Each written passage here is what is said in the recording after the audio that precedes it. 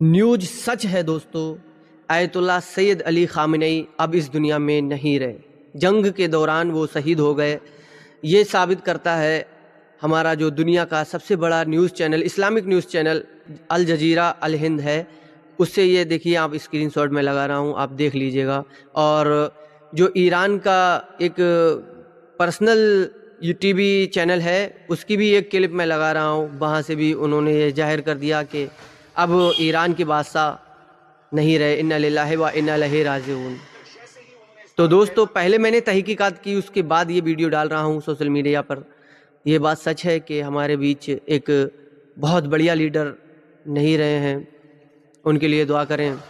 اللہ اکبر، اللہ اکبر، ابھی تو اللہ اکبر۔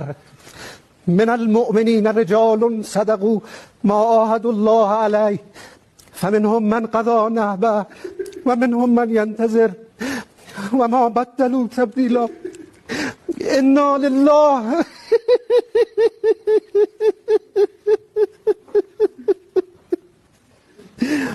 انا للہ و انا الیہ راجعون۔ بعد از عمری مجاهدت حسینی و دائمی و خستگی ناپذیر، روح بلند و ملکوتی کوه نستوه ولایت، پدر مهربان امت، رهبر و امام مسلمین حضرت آیت الله العظمی سید علی حسینی خامنه‌ای در راه سربلندی حرم جمهوری اسلامی ایران شهد گوارای شهادت را نوشیدند.